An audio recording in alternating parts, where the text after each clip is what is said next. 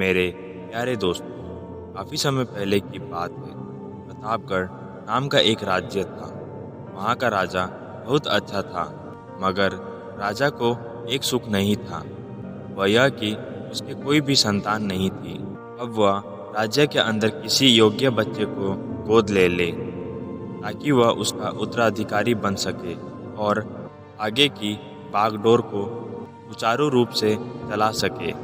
और इसको देखते हुए राजा ने राज्य में घोषणा करवा दी कि सभी बच्चे राजमहल में एकत्रित हो जाए। ऐसा ही हुआ।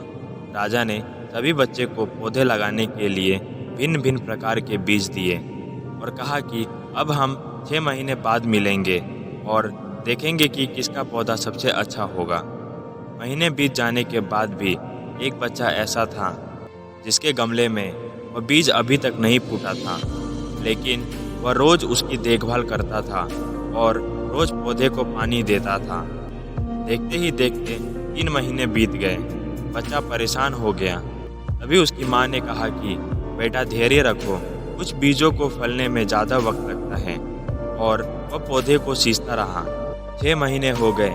राजा के पास जाने का समय आ चुका था, लेकिन वह डरा हुआ था कि सभी बच्चे के गमले में तो पौधे होंगे और उसका गमला खाली होगा।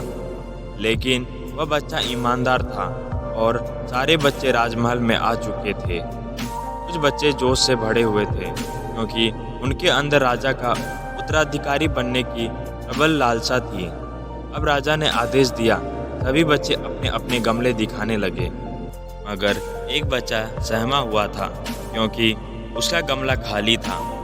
तभी राजा की नज़र उस गमले पर गई। उसने पूछा, तुम्हारा गमला तो खाली है। तो उसने कहा, लेकिन मैंने इस गमले की 6 महीने तक देखभाल की है। राजा उसकी ईमानदारी से खुश था कि उसका गमला खाली है, फिर भी वह हिम्मत करके यहाँ आ तो गया। सभी बच्चे के गमले देखने के बाद राजा ने उस बच्चे को सभी के सामने बुलाया। बच्चा सहम गया और राजा ने वह गमला सभी को दिखाया। सभी बच्चे जोर से हंसने लगे।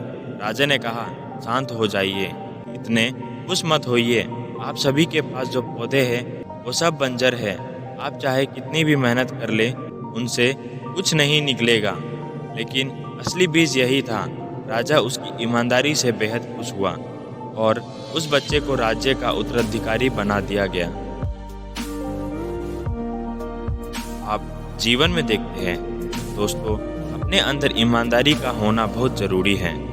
अगर हम खुद के साथ ईमानदार हैं तो जीवन के किसी न किसी पड़ाव में सफल हो ही जाएंगे, क्योंकि हमारी औकात हमें ही पता होती है।